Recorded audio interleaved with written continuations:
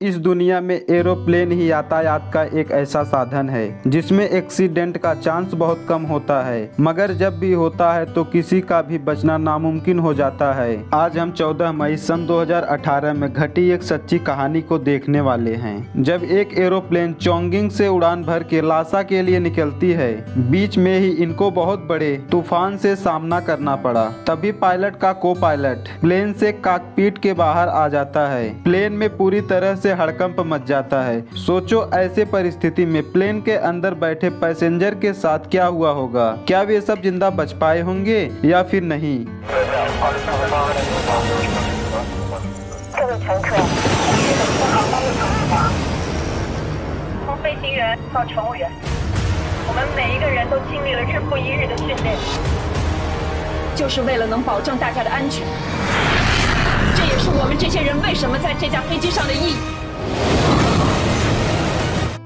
कहानी की शुरुआत हुई 14 मई सन 2018 को। इस कहानी में एक लियू पायलट को दिखाया जाता है। आज इनके बेटी का बर्थडे है। इसी बीच सिचुआन एयरलाइंस की उड़ान 8633 चोंगकिंग जियांगबोई अंतर्राष्ट्रीय हवाई अड्डे से लासा गोंगर हवाई अड्डे के लिए उड़ान थी। पायलट बर्थडे पार्टी के लिए पूरा इंतजाम करता है और अपने बेटी से कहता है, मैं शाम तक वापस आ जाऊंगा। इस टाइम ये बहुत ही गहरी नींद में होती है। लियू पायलट कंट्रोल रूम में जाता है, वहाँ पर सिग्नेचर करता है। तभी मौसम विभाग से पता चलता है कि साउथ वेस्ट में बादल घने हो गए हैं और लगातार बढ़ता जा रहा है। 7 और 9 बजे के बीच हमें अंदेशा है कि इस एरिया में क्रॉस करने वाले प्लेन इन बादलों के चपेट में आ सकते हैं। हमें तिब्बत से आने वाली फ्लाइट पर खास ध्यान रखना होगा। सभी एयर कंट्रोल ट्रैफिक को बताया जाता है कि इस एरिया में मौसम खराब रहने वाला है। आज हमारी फ्लाइट चोंगिंग से लासा के लिए है। सभी पायलट और इन फ्लाइट मैनेजर को इस उड़ान के लिए सब कुछ बताया जाता है। लियू पायलट अपने को पायलट से कहता है,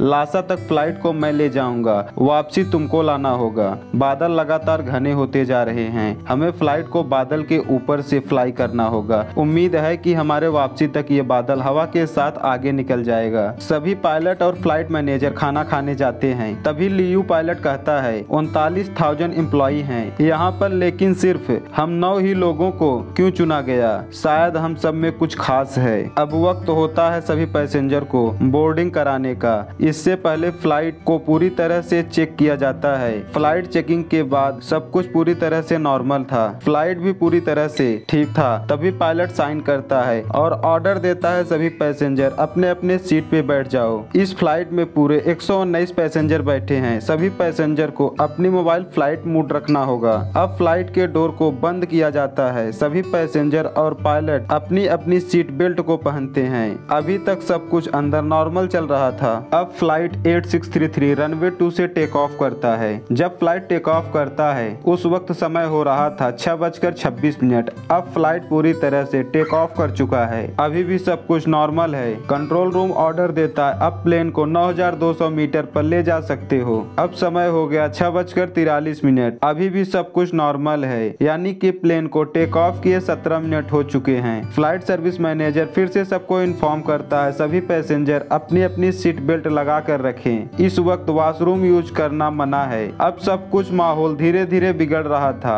अब पायलट कंट्रोल रूम से संपर्क बनाते हैं और बताते हैं, फ्लाइट का टर्बुलेंस बिगड़ रहा है, हमें और ऊपर से फ्लाई करना होगा। अब फ्लाइट को 9800 मीटर ऊपर ले जाते हैं। सभी पैसेंजर को लेकर हफरा तफरी मच जाती है। सभी पैसेंजर बहुत डर जाते हैं। अब धीरे धीरे सब कुछ नॉर्मल हो जाता है। तभी लियू पायलट अपने को पायलट से कहता है, आज मेरी बेटी को पैदा हुए 6 साल हो गए। आज उसका बर्थडे है। मैंने उससे वादा किया है कि आज रात उसे सेलिब्रेट करेंगे। बेटियां सच में अपने बाप की गुड़िया होती है। तभी यहाँ पर एक लेडी वेटर पायलट के पास आती है और पूछती है, किसी को खाने में कुछ चाहिए। जिसको जो पसंद था उसके सीट पे ले जाके देती है। अब समय हो गया 7:02, यानी कि प्लेन को टेक ऑफ किए 36 मिनट हो चुके हैं। तभी लियू का को पायलट एक लेडी पैसेंजर के पास जाता है और कहता है अब हम प्लेटूके में पहुंच चुके हैं। तो लेडी कहती है तुम एक पायलट हो तो यहाँ क्या कर रहे हो। पायलट कहता है इस रूट पे जाने के लिए 2 पायलट की जरूरत होती है, जो कि अंदर 2 पायलट मौजूद हैं। रिटर्न फ्लाइट मैं फ्लाई करूंगा। पायलट लेडी से पूछता है क्या तुम अकेले ट्रेवल कर रहे हो, लासा में जाके क्या करोगी। लेडी बताती है कि घूमने के लिए जा रही हूँ। कुछ ही टाइम के बाद लियू पायलट और उसका को पायलट आपस में बात कर रहे थे। तभी को पायलट कहता है आप इस रूट पे कई बार फ्लाई कर चुके हैं। लियू पायलट इस रूट पे 100 से अधिक बार फ्लाई कर चुका है। ये जब भी प्लेन को फ्लाई करते थे तभी इनके ग्रेड अच्छे आते थे,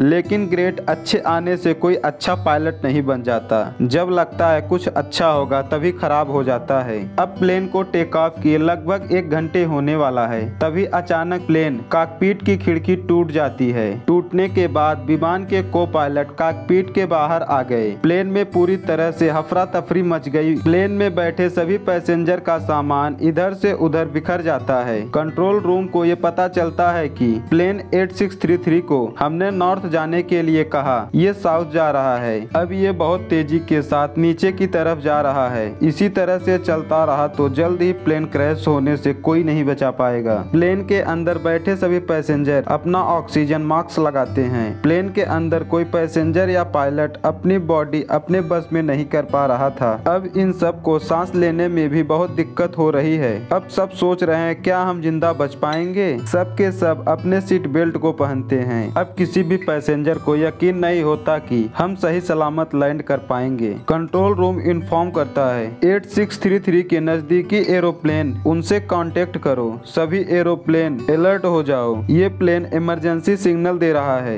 ये एरोप्लेन चेंगदू एयरपोर्ट से 1000 किलोमीटर दूर है। यहाँ पर सभी प्लेन लैंड करने से रोको और जो प्लेन आसमान में उड़ रहे हैं उनका रास्ता बदल दो। ये प्लेन खतरे में है, इसे इमरजेंसी लैंडिंग करनी है। सभी के सभी पूरी तरह से अलर्ट हो जाते हैं और आसमान में उड़ते सभी प्लेन को वापस बुला लिया जाता है, जिससे उस प्लेन को कोई नुकसान न पहुंच पाए। उनके पास के सभी प्लेन उनसे कांटेक्ट करने की कोशिश कर रहे थे, लेकिन उनके बारे में किसी को नहीं पता चल रहा था। पायलट और उसका को पायलट पूरी कोशिश में लगे हैं कि हम प्लेन को सही सलामत लैंड कराएं। प्लेन के अंदर अब रहना हो गया है नामुमकिन। प्लेन के अंदर इन फ्लाइट मैनेजर एक एक पैसेंजर को चेक करती है कि सभी पैसेंजर ठीक है या नहीं। तभी सीट नंबर 5 पे बैठी पैसेंजर बेहोश हो चुकी है। उसे सब होश में लाने की कोशिश करते हैं। तभी उसे होश आता है। वो कहती है मैं ठीक हूँ। तभी कुछ ही टाइम के बाद प्लेन का संपर्क कंट्रोल रूम से टूट जाता है। सभी मोबाइल टीवी पे ये खबर आना शुरू हो जाती है कि फ्लाइट नंबर 8633 का संपर्क टूट गया है। पूरे शहर में हड़कंप मच जाता है। चेंगदू एयरपोर्ट इनके नजदीक है, लेकिन यहाँ पर जाने के लिए बीच में बादल घने हैं। इसके ऊपर से निकलना खतरनाक हो सकता है और खतरा बढ़ सकता है।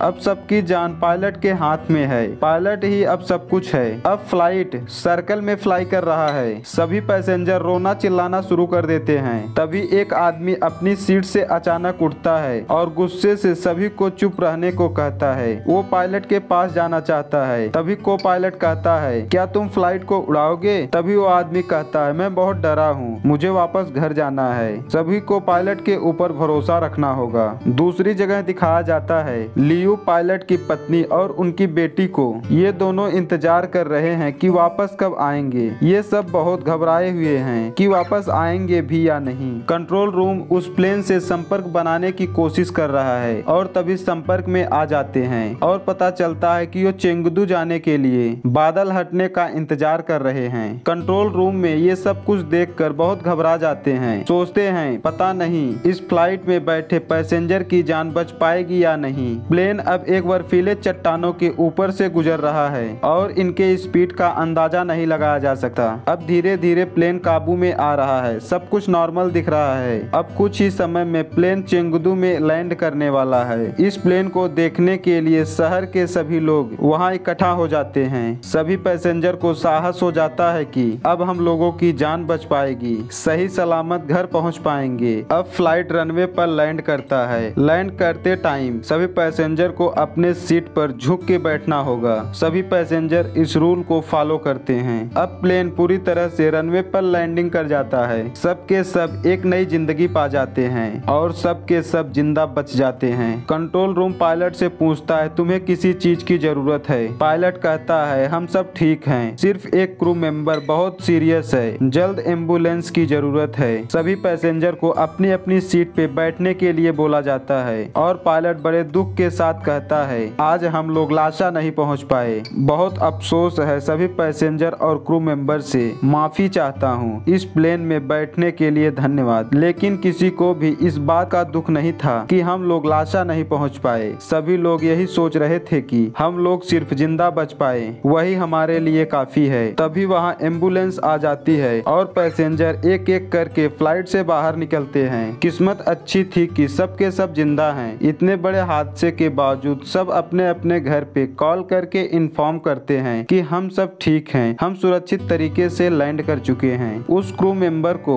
एम्बुलेंस से हॉस्पिटल लाया जाता है और एक को पायलट को भी बहुत ज्यादा चोट आई थी। को पायलट प्लेन से नीचे आता है। एक क्रू मेंबर उनसे उनकी उम्र पूछती है, वो अपनी आईडी दिखाता है। लियू पायलट प्लेन के अंदर सोच रहा था, तभी इनके पत्नी का कॉल आता है। वो उनसे कहता है अभी कॉल करता हूँ, थोड़ा मुश्किल आ गई थी। अब सभी पायलट आते हैं पैसेंजर के पास और सभी पायलट पैसेंजर से माफी मांगते हैं। अब पायलट आता है अपने घर, अपने बेटी के साथ मस्ती करता है और अपनी पत्नी से भी मिलता है। पायलट की बेटी कहती है पापा हमें भी आपकी तरह एक पायलट बनना है। अब सब के सब बर्थडे पार्टी में होते हैं और आपस में सभी के सभी बहुत इंजॉय करते हैं। इसी बात पे लियू पायलट की कहानी यहीं पर खत्म होती है। यदि आपको ये वीडियो जरा भी पसंद आई हो, कुछ भी नया सीखने को मिला हो, एक लाइक करिए। व्हीलिंग एक्सप्लेनर चैनल को सब्सक्राइब कर लो, बेल नोटिफिकेशन दबाओ ताकि आप ऐसे इंटरेस्टिंग वीडियो को मिस ना करो। Thank you for watching. मिलते हैं आपसे इसी प्रकार के एक नए स्टोरी के साथ।